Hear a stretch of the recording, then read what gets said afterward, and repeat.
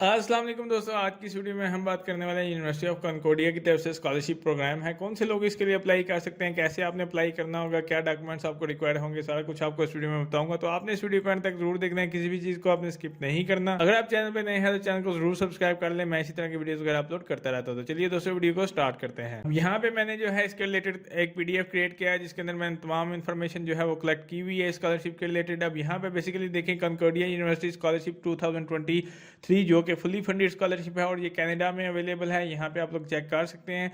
अब यहाँ पे हम बात कर लेते हैं कि इस स्कॉलरशिप का बेसिकली कौन से प्रोग्राम आपको करवाएंगे। तो यहाँ पे बैचलर डिग्री, मास्टर डिग्री और PhD और डिप्लोमा वगैरह भी जो है इसके कोर्सेज वगैरह आपको करवाए जाएंगे।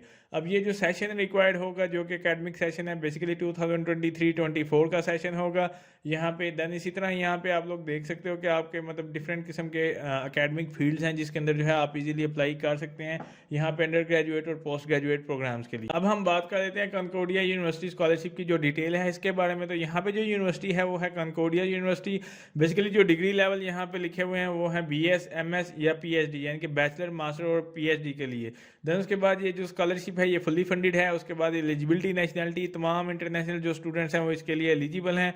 अवार्ड कंट्री जो आपको बताया मैंने आप ऑलरेडी के होस्टिंग कंट्रीज की जो है वो कनाडा। इसकी लास्ट डेट जो है वो 1 फरवरी 2023 है, तो आप इसमें इजीली अप्लाई कर सकते हैं। अब हम बात कर लेते हैं स्कॉलरशिप का जो फाइनेंशियल बेनिफिट है कि यानी कि आपको क्या क्या स्कॉलरशिप के अंदर मिलेगा, तो उसके बारे में हम बात करें। यहाँ पे अगर आप देखें तो यहाँ पे है कॉम्पिटिटिव फंडिंग पैकेजेस हैं जिसके अंदर जो है आपको मतलब खाने के, रहने के, वो सारी चीज़ें वगैरह यहाँ पे आपको मिलेंगी।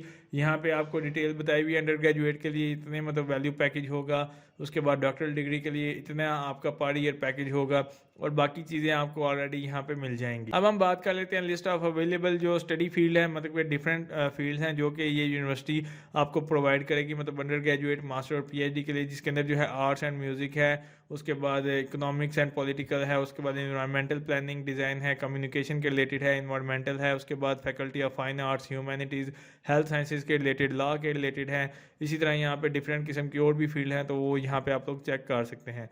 अब बाकी की डिटेल जो है आप इसके ऑफिशियल वेबसाइट के ऊपर यहाँ पे, जैसे अंडर ग्रेजुएट प्रोग्राम के लिए जो है आप इसकी ऑफिशियल वेबसाइट पे जाएंगे या ग्रेजुएट प्रोग्राम के लिए तो वहाँ पे जो है आपको लिस्ट मिल जाएगी। अब हम बात कर लेते हैं इसका जो एलिजिबिलिटी क्राइटेरिया उसके बारे में। यहाँ पे अगर आपको मैं बताता चलूँ तो यहाँ पे जो है कनकोडिया यूनिवर्सिटी स्कॉलरशिप के लिए जो है इंटरनेशनल स्टूडेंट होने चाहिए, ठीक है। और ये फॉलोइंग क्राइटेरिया उन्होंने जो बताया हुआ है उसके अकॉर्डिंग जो है आप इसमें इजीली अप्लाई कर सकते हैं। सबसे पहले जो है आप मतलब इंटरनेशनल स्टूडेंट हो या कैनेडियन स्टूडेंट हो तो भी आप इसके लिए अप्लाई कर सकते हैं, मतलब इंटरनेशनल हो या डोमेस्टिक हो वहाँ पे रहने वाले। देन उसके बाद यहाँ पे है इंग्लिश लैंग्वेज रिक्वायरमेंट है। कनकोडिया यूनिवर्सिटी जो है वहाँ पे कैंसल्ड आइल्स, टोफिल वगैरह तो कोविड की वजह से उन्होंने जो है ये कैंसिल कर दिया था। अब नेक्स्ट का पता नहीं है क्योंकि अभी आई थिंक दोबारा से कोविड का जो है वो एक दफ़ा सुनने में आया है कि दोबारा इशू बना है, तो इस वजह से मे बी ये आपके लिए जो है दोबारा आइल्स और टोफिल वहाँ पे रिक्वायर्ड ना हो। बेसिकली ये जो स्कॉलरशिप है वो विदाउट आइल्स ही है, तो इसलिए मैंने कहा कि चले आपके साथ शेयर कर दूँ। अब बाकी यहाँ पे मजीद डिटेल के लिए जो है हम इसकी वेबसाइट पर जाएंगे जिसके अंदर अंडर ग्रेजुएट और ग्रेजुएट प्रोग्राम जो है वो रिक्वायर्ड हैं, उसकी जो भी मतलब एलिजिबिलिटी क्राइटेरिया होगा डिफरेंट प्रोग्राम्स का, तो वो वहाँ पे आपको मिल जाएगा उसके ऑफिशियल वेबसाइट पे। इसकी जो डेडलाइन है वो मैंने आपको ऑलरेडी बताई हुई है, 1 फरवरी है, जो कि यहाँ पे मैंने आपको ऑलरेडी बता दी है। अब आपने इसको अप्लाई कैसे करना है, तो बेसिकली अप्लाई करने के लिए उन्होंने कहा है कि आपने जो इसका जो कनकोडिया यूनिवर्सिटी का जो ऑनलाइन एप्लीकेशन पोर्टल है वहाँ पे आपने ऑनलाइन अप्लाई करना है, जिसके अंदर मतलब डिफरेंट क्राइटेरिया होगा। उसके बाद आपने सेलेक्ट प्रोग्राम करना होगा, रिक्वायरमेंट्स वगैरह देखनी होंगी, सुपरवाइजर वहाँ से ही आपको मिल जाएगा। देन उसके बाद आपने इसको ऑनलाइन अप्लाई करना होगा। जैसे ही आप अप्लाई करोगे देन उसके बाद जो है आप मतलब अगर आपको लेटर वगैरह आता है या कॉल रिसीव होती है तो फिर उसके बाद का जो फर्दर प्रोसेस है वो आपको खुद ही ऑलरेडी समझ आ जाएगा। अब हम बात कर लेते हैं कि आपने इसको ऑनलाइन अप्लाई कैसे करना है, तो हम इनके ऑफिशियल वेबसाइट के ऊपर चलते हैं। तो ये बेसिकली इनकी ऑफिशियल वेबसाइट है, यहाँ पे आप आएंगे, मैंने ऑलरेडी यहाँ पे लिंक आप देख सकते हो concordia.ca/admissions/graduate.html। तो मैंने ऑलरेडी इसको ओपन किया हुआ है ग्रेजुएट्स प्रोग्राम के लिए। अब बेसिकली यहाँ पे आएंगे तो यहाँ पे आपके पास ये ऑप्शन है कंप्लीट योर एप्लीकेशन। सबसे पहले चूज़ प्रोग्राम, उसके बाद रिव्यू दी रिक्वायरमेंट्स, देन उसके बाद अप्लाई, और उसके बाद आफ्टर यू हैव अप्लाइड, मतलब अप्लाई करने के बाद का जो नेक्स्ट प्रोसेस होगा। तो अप्लाई करने से पहले मैं आपको यहाँ पे एक और चीज़ बता दूं कि अगर आपको कोई भी मसला आता है या किसी किस्म का भी कोई इशू है तो आप ये मेरा फेसबुक का प्रोफाइल है, यहाँ पे आप आके मुझे डायरेक्ट मैसेज कर सकते हैं, मैसेंजर के थ्रू आप पता कर सकते हैं, या फिर आप जो है यहाँ पे प्रोफेशन कॉर्नर का फेसबुक का पेज है, या फिर आप यहाँ पे आएंगे उसके थ्रू भी आप हमारे साथ रब्ता कर सकते हैं। अगर आपको किसी किस्म का भी कोई भी मसला आता है, लाइक कि आपने कुछ पूछना हो, आप यहाँ पे मैसेज कर सकते हो, या इसके साथ व्हाट्सएप कनेक्ट किया हुआ है तो आप व्हाट्सएप के थ्रू भी हमसे रब्ता कर सकते हैं। अब यहाँ पे सबसे पहले नंबर पे आपके पास ऑप्शन चूज़ अ प्रोग्राम, तो आपने यहाँ पे क्लिक करना है। तो आपके पास एक इस तरह से टैब ओपन हो जाएगा जिसके अंदर लिखा होगा फाइंड योर प्रोग्राम। बेसिकली यहाँ पे आप सर्च कर सकते हो या फिर यहाँ पे आप लोग देख सकते हो एडल्ट एजुकेशन है, एरोस्पेस इंजीनियरिंग है। अब जैसे ही इसके ऊपर क्लिक करोगे तो उसके बारे में डिपार्टमेंट बताया हुआ है, बाकी उसकी जो डिटेल है वो यहाँ पे बताई होगी।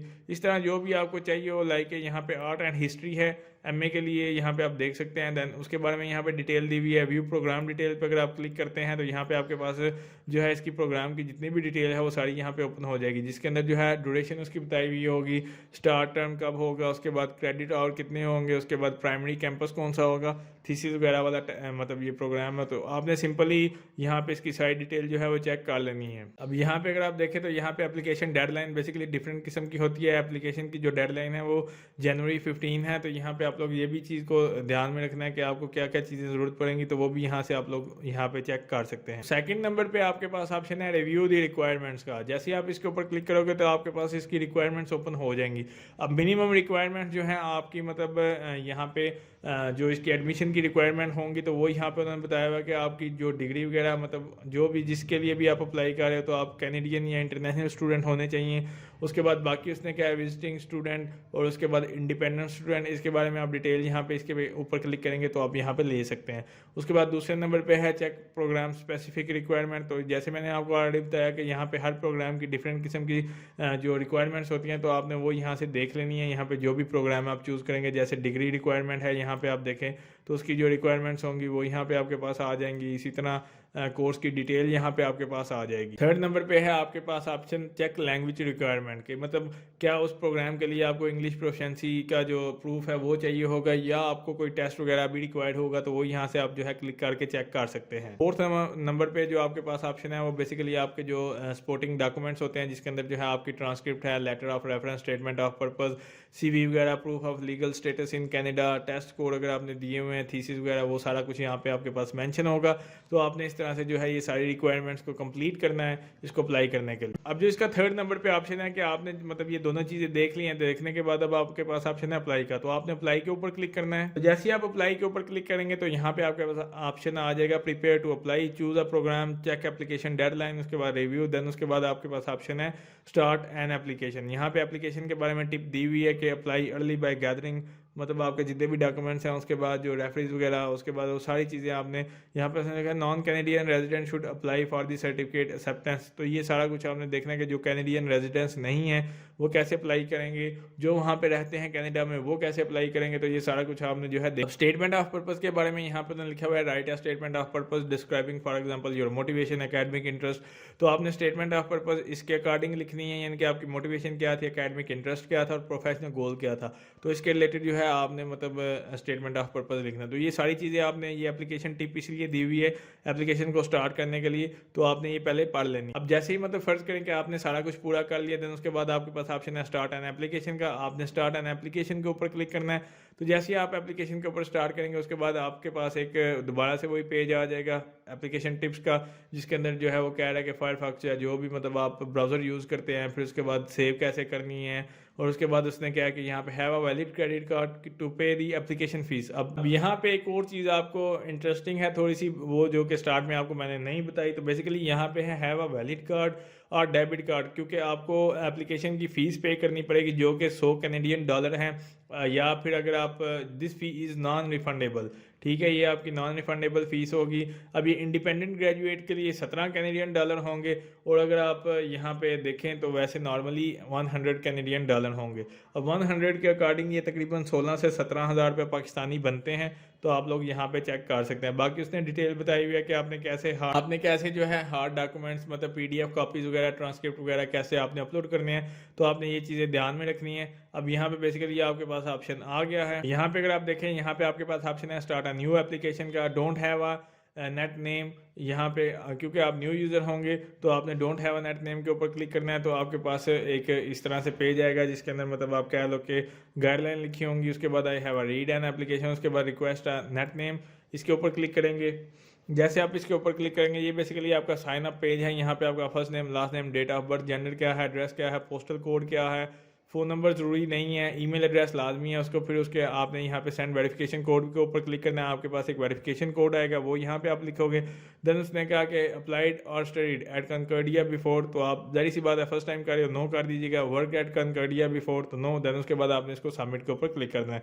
तो जैसे ही आप इसको सबमिट करेंगे आपका अकाउंट क्रिएट हो जाएगा। देन उसके बाद आपके पास जो है इनका लॉगिन पोर्टल आ जाएगा, उसके थ्रू जो है आपने इसको अप्लाई करना होगा। तो इस तरह से जो है आप इसको इजीली अप्लाई कर सकते हैं। उम्मीद करता हूँ दोस्तों आपको वीडियो अच्छी लगी होगी। अगर अच्छी लगी है तो उसको लाइक कीजिए, शेयर कीजिए, मेरे चैनल को जरूर सब्सक्राइब कीजिए। शुक्रिया।